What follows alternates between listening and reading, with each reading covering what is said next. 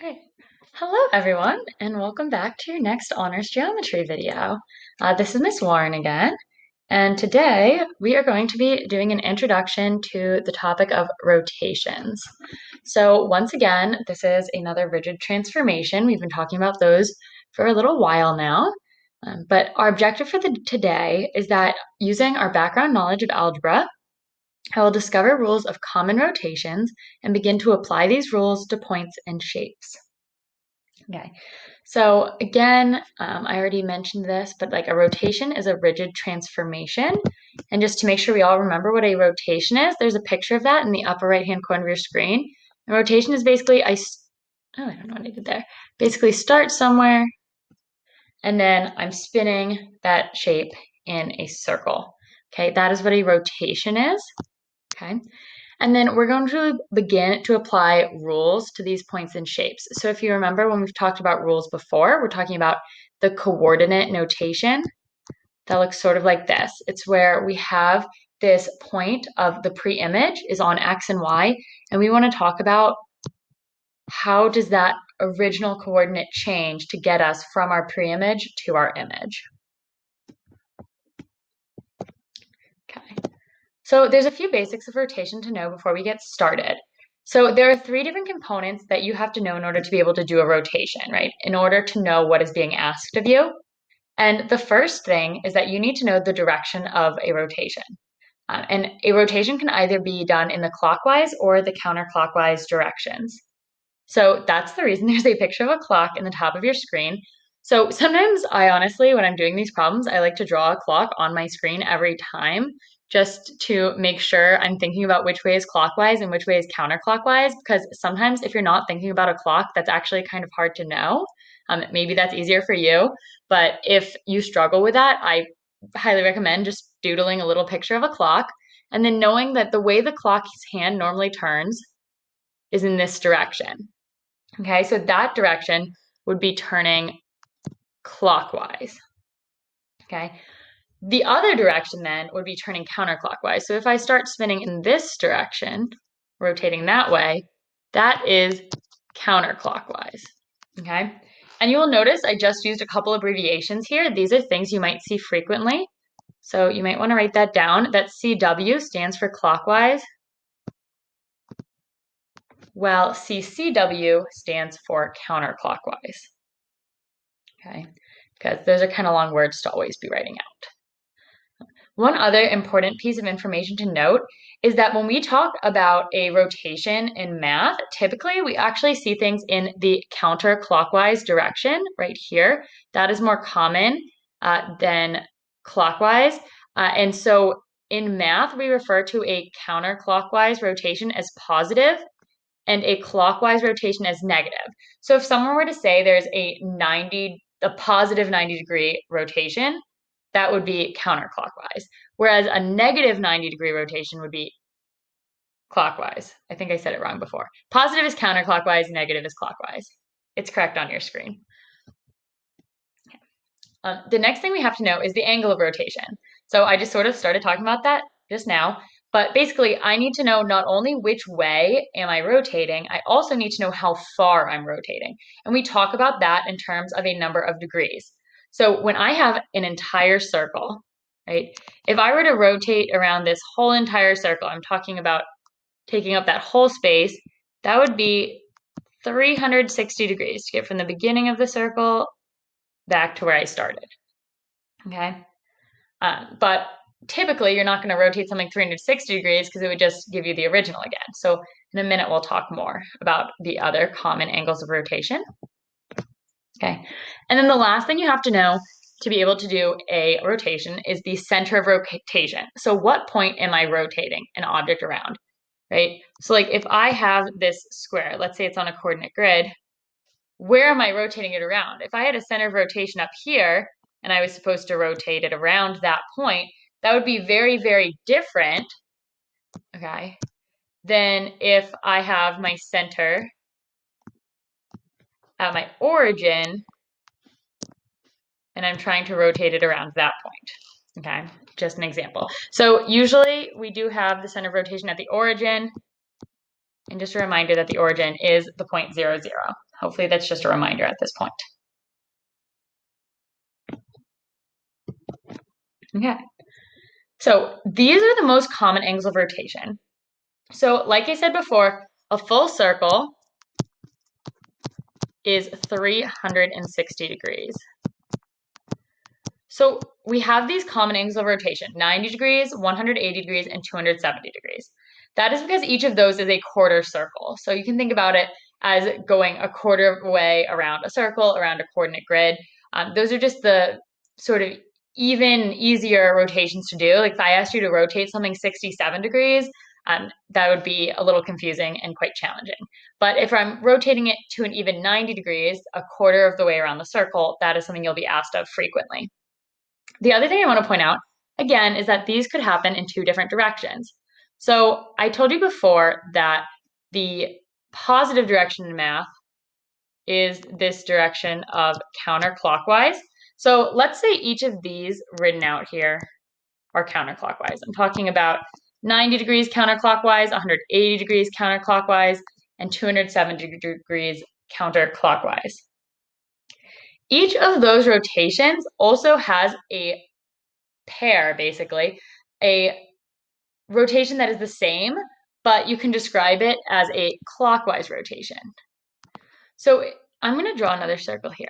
If I were to rotate 90 degrees in the counterclockwise direction, that would take me a quarter way around the circle, right? That is 90 degrees counterclockwise.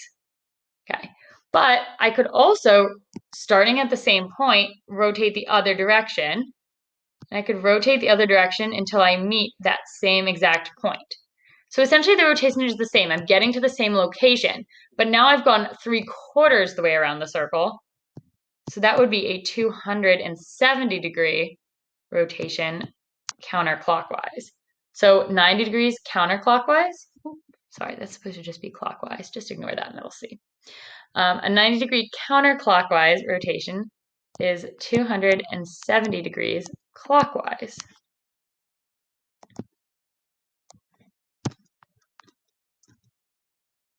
Similarly, if I draw a circle and I draw 180 degrees in the counterclockwise direction, I can also get to that same point moving in the clockwise direction. And oh look, both of them had to go halfway around the circle to get to that same point. So when it comes to 180 degrees, a rotation in the counterclockwise direction is actually the same exact thing as a rotation in the clockwise direction. Yeah. And then lastly, we're going to talk about a 270 degree counterclockwise rotation, which would be 3/4 around the circle counterclockwise. And we can get to there by going a quarter way around the circle in the clockwise direction. So this is the equivalent of 90 degrees in the clockwise direction. In case that didn't make 100% sense, I'm also going to show us a visual. So here we are, we have this object, and this time we're looking at a coordinate grid. And this is a triangle ABC. Now I'm going to rotate it 90 degrees counterclockwise, and I can do that automatically in this GeoGebra app. And you see how it rotated right towards the left. It rotated about a quarter way around the circle. And with each 90 degree increment, so that goes to 180, I go another quarter way around the circle, right? Same thing happens with 270. And then with a 360 degree turn, I'm the whole way back at the original, right? So you just saw it spin around in the counterclockwise direction. But I can also spin it in the other direction. I can spin it back where it came from. And oh, look, that was 90 degrees in the clockwise direction.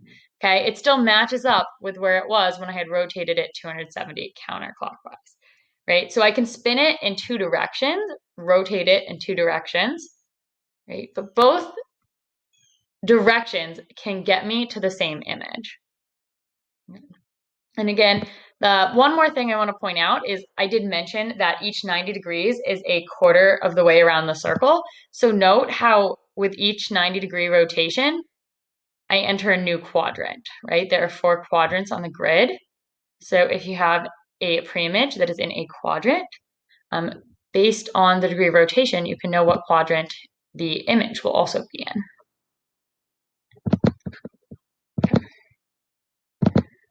We'll go back to the PowerPoint now, though. Okay, so now we're going to do our first example. So we're going to talk about how to actually perform a rotation on a coordinate grid. So here we have a point A, and A is going to be our pre-image, and we're going to rotate it 90 degrees counterclockwise. And again, in case it's helpful for you to do this, I'm going to draw a little clock in the corner and say, okay, a clock goes this direction. So if I'm talking counterclockwise, I'm going to be moving in that direction. Okay, so this is a 90-degree rotation counterclockwise. So I know that I'm moving from this first quadrant to somewhere in the second quadrant. I'm moving a quarter of the way, okay, which is a 1-quadrant move. Okay, this is the same as a 270 degrees clockwise rotation. Okay. When I do this rotation, there are a couple different ways to do it. I'm going to show you one way in this video, and this is the way that I think, personally, I find easiest. And I think it is a way that hopefully is well suited to distance learning. But there is another method that you might learn in class or if you talk to someone else who's teaching you. But this is how I do it. So what I do is I have this center of rotation. Oh no. Sorry. That was a mistake. Want the pen. Okay. My center of rotation is the origin, right? So I know I'm starting the rotation from here. I'm just drawing a little dot there. And what I'm going to do now is I'm just going to draw a couple lines to get to A. But I'm not going to draw a straight line to get to A. I'm going to see what horizontal and vertical lines I can draw to get to A. So I'm going to draw this line over towards A as far as I have to go along the x-axis. And then I'm also going to draw it moving vertically. Okay. And that is how I always start this. Okay. Essentially, you can sort of think about it like how you count over and up when you do slope, right? But I'm just drawing the line over and then up to A from my center of rotation. What this allows me to do is it's kind of hard to visualize exactly where A would go automatically. But what I can do with these two lines now is I can rotate them 90 degrees. So what I'm doing is I'm taking these red lines that I just drew and I'm taking them and I'm going to rotate them 90 degrees to get into this quadrant here. Okay. And the way I do that is a little bit easier with these lines because they follow the axes. So, oh, I didn't mean to do that. Whoops. Okay, we'll start drawing those lines again.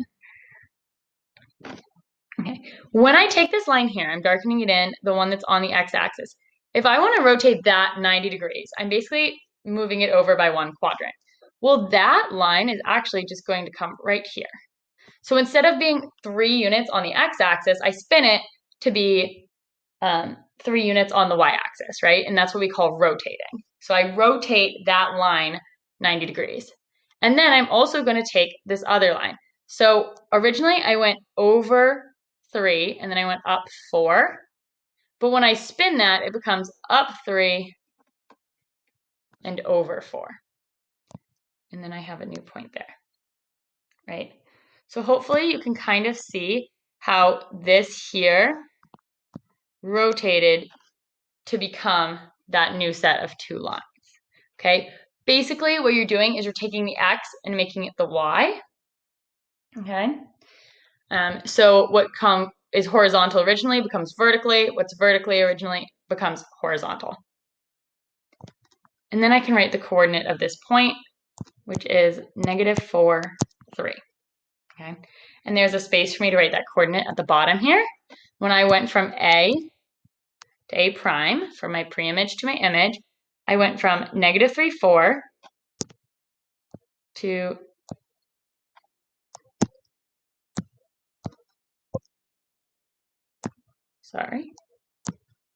to negative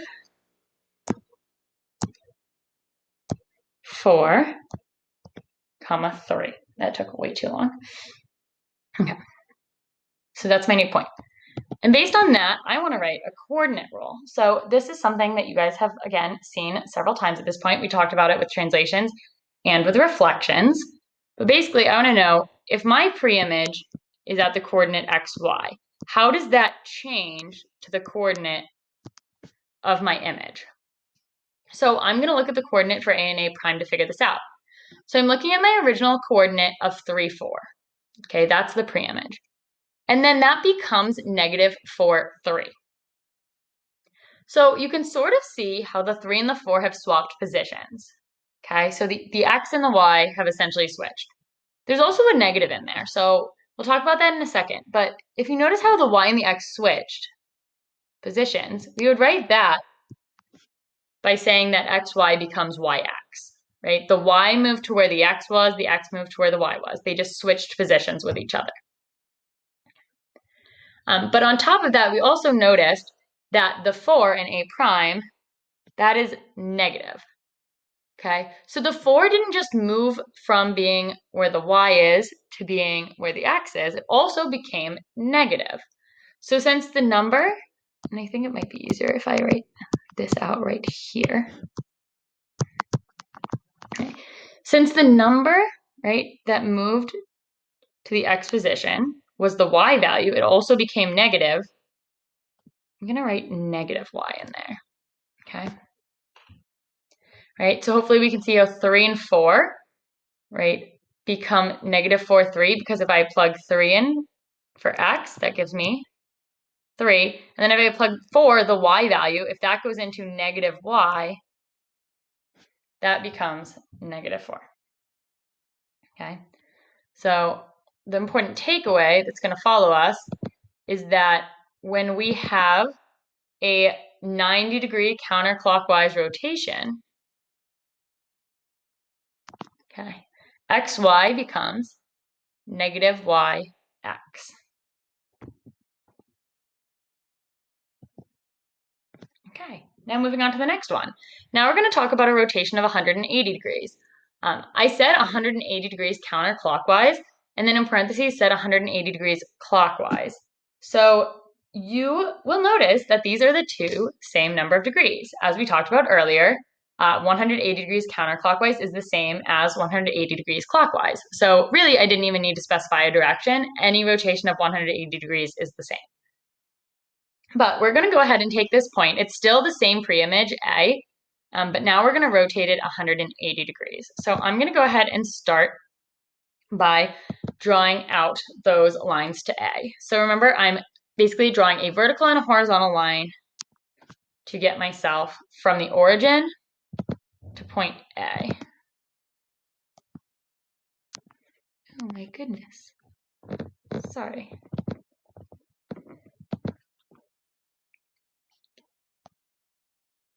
Here we go. Okay. And if you were wondering, it does not have to go horizontal and then vertical. If you were to draw it vertical and then horizontal, this would work the same way. That is just personal preference. I'm going to keep it the same way I did it the first time just to avoid confusion. But it does not matter which way you do it. Okay. Again, once I have this, I have 3 units in the horizontal direction. So I'm going to switch that to becoming 3 units in the vertical direction. Okay, and then I had 4 vertical, so I'm going to draw that as 4 horizontal. And now I've moved those lines 90 degrees. But I want to rotate them a full 180 degrees, so I'm actually going to do this a second time, right? So when I do this a second time, we're looking at currently, I have vertical 3, that's going to become horizontal 3, and then I had horizontal 4, that becomes a vertical 4. And this gives me the location of my new coordinate. This is my image, A prime. Now the coordinate of A prime is going to be -3, -4.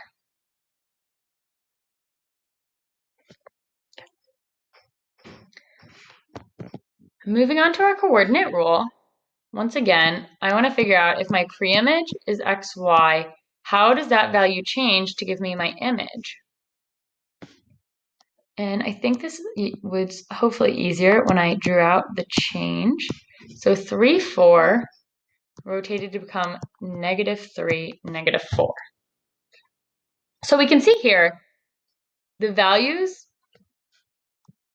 3 and 4 didn't really change. Like there's a 3 in the x position in both cases and a 4 in the y position in both places. So the x and y, they didn't switch places. But you'll notice both of them became negative when I had my image. So basically, the x and y are the same, except I just threw a negative sign in front, right? We have the opposite of x and the opposite of y.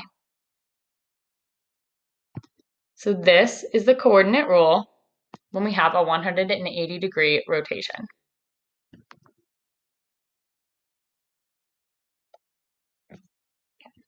This is the last one of our common rotations that we're going to talk about. And this time is a rotation of 270 degrees counterclockwise. Notice how I also wrote that it is a 90-degree rotation clockwise. When you're given a 270-degree counterclockwise rotation, there is no need for you to be rotating it 270 degrees. I'm not going to move it 3 quadrants over. Like that is excessive. What's much easier to do is look at this 90-degree clockwise rotation and do that instead. So if I'm rotating it in the clockwise direction, I'm drawing out my clock and thinking about how does this work, and a clock hand goes in this direction. So what I want to do is I want to rotate this 90 degrees, or in other words, 1 quadrant in this direction. Okay. I will start out the same way. I'm going to use the horizontal and vertical line to get to my pre-image of point A. But this time, I'm just going to rotate those 2 lines in the opposite direction. So again, you're just switching. So instead of going over 3, it becomes down 3. And instead of being up 4, it becomes over 4. I just switched the horizontal and vertical direction. Okay. And then that gets me to my image, A prime. In this case, you can see that the coordinate for A prime is 4, -3. So what does that mean for our coordinate rule? Well, I can start by, just like all these other times, writing out, I'm looking for xy of the pre-image becomes what on the image? And in this case, 3, 4 became 4, -3.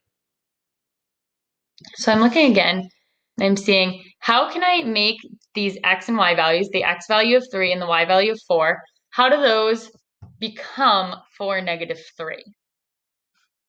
Well, once again, sort of like the 90-degree counterclockwise rotation, you see that the 3 and 4 are no longer in the same positions. They have switched which position they are in. So the y and x have effectively switched. But again, one of these numbers has become negative. So if you see the 3, that was originally the x value, right? This 3 is no longer a positive 3, it is a -3. So the x doesn't just move to the y spot, right? It also becomes negative. So I'm also going to add a little negative sign in front of the x. xy became y -x.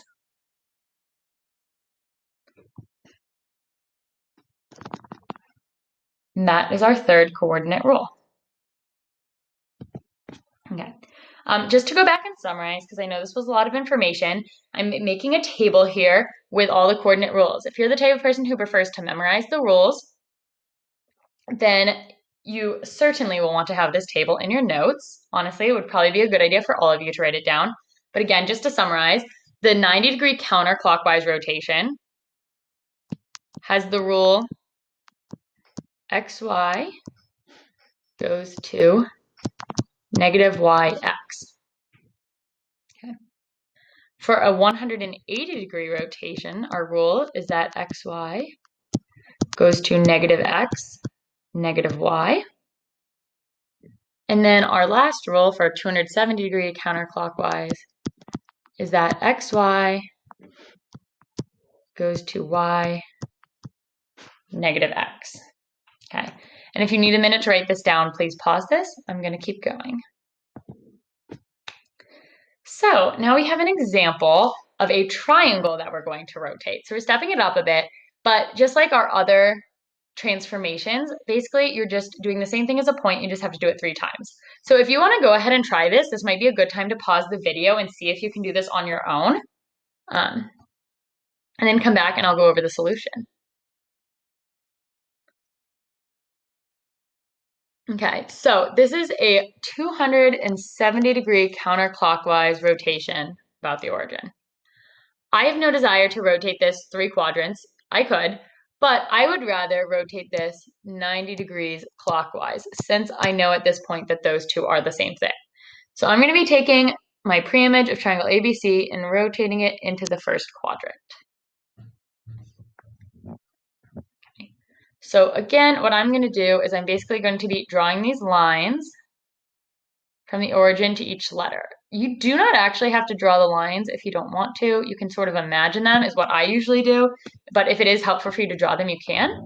So I have this 2 that was horizontal, so I'm going to make that vertical. And this 3 that was vertical, I'm going to make that horizontal. And that gives me my new location of C prime. Okay. Now for A, I'm going to show you how I don't actually write it. I just sort of imagine it. So whichever works for you is fine. But if I'm starting at 0, to get to A, I notice I have to go 6 over and 2 up. So for A prime, I'm going to switch that. Instead of 6 over and 2 up, I'm going to go 6 up and 2 over. Okay, so right here at 2, 6,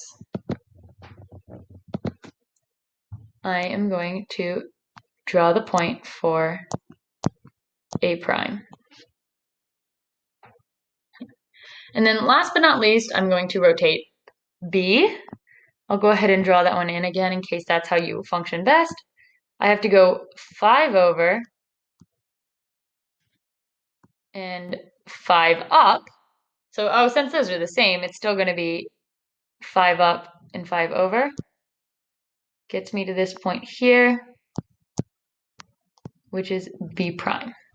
Okay. Unclear why the point for A prime erased itself. Okay, but now I'm going to go ahead and I'm going to draw in the triangle ABC prime. Just to keep it a little less messy, I'm going to erase some of these lines in between. Okay, but I still have those 3 points there, so I can go ahead and just connect them.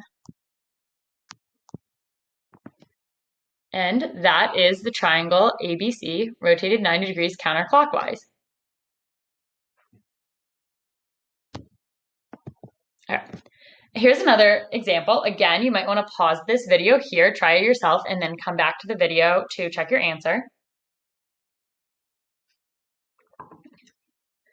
But this is a rotation of 180 degrees about the origin. Like I've said before, I don't actually need a direction. 180 degrees, whichever direction I go, will land me in the same place. So really doesn't matter which way you rotate. You can kind of choose which way you move.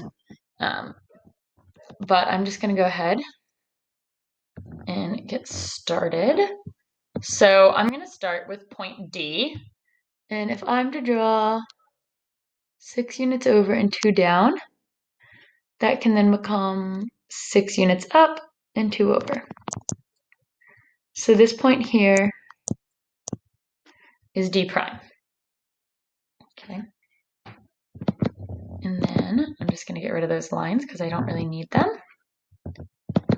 Now again, I'm going to kind of show you on the pointer what I do to get to E is I go 2 over and 3 down.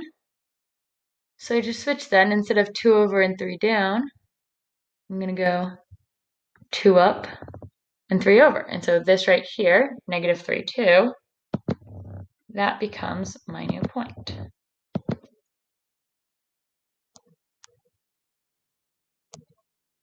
And that is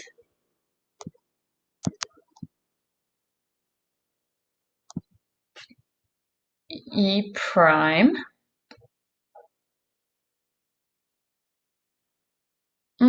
Actually, y'all, I kind of made a mistake. I forgot we were going 180 degrees. Forgive me there.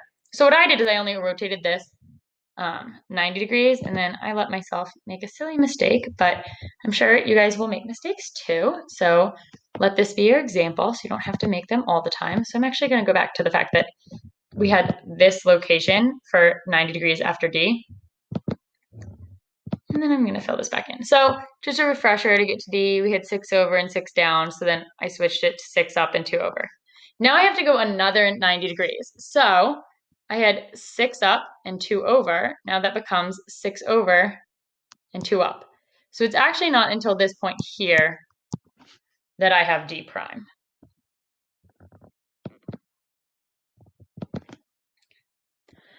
So now I'm going to do this with the point E. I have to go 2 over and 3 down. So that's going to become 2 up and 3 over. Okay. And then I switch it again. Now I have 2 up and 3 over. That becomes 2 over and 3 up. Again, I've just rotated those lines twice to give me this new point, which is on my image. And I call that E prime.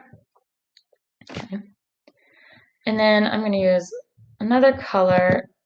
Last but not least, let's find the image of F. So I have to go over 5 and down a whole 7 units. So over 5 and down 7 is going to become up 5 and over 7. Okay, but that's not it yet. I have to rotate it one more time. So up 5 and over 7 becomes over 5 and up 7. Okay, and that there is going to be F prime. And then again, I would like to go ahead and erase some of this work just because it's making it a little bit messy. Oh, I lost where F was.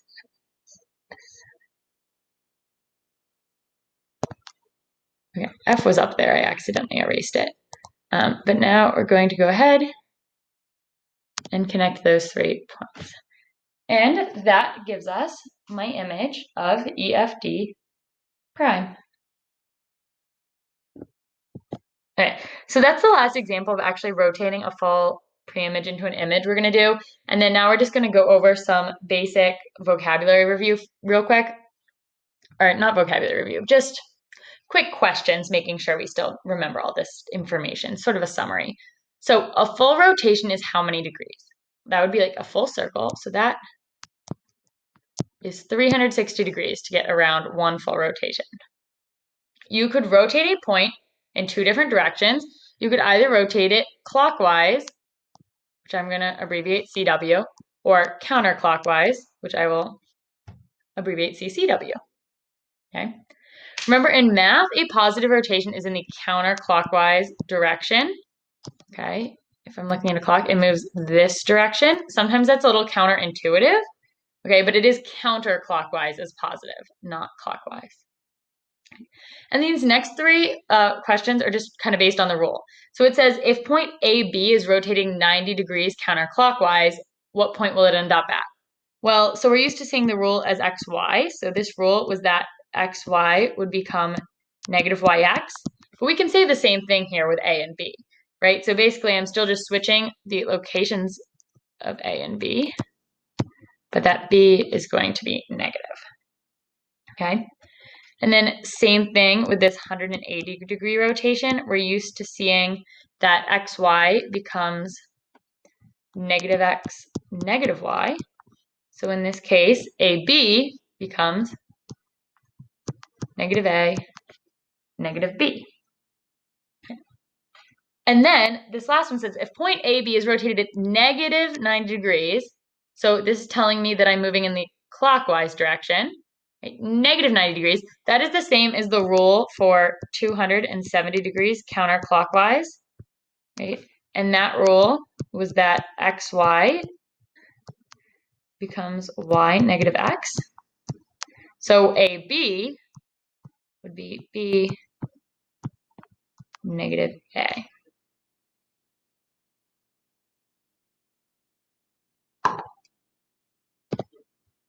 Okay, and then this is the very last slide. So this video is almost over. But just again, looking at those equivalent rotations. So a 90-degree clockwise rotation, so thinking I'm going a quarter in this direction, is equivalent to how many degrees in the clockwise direction?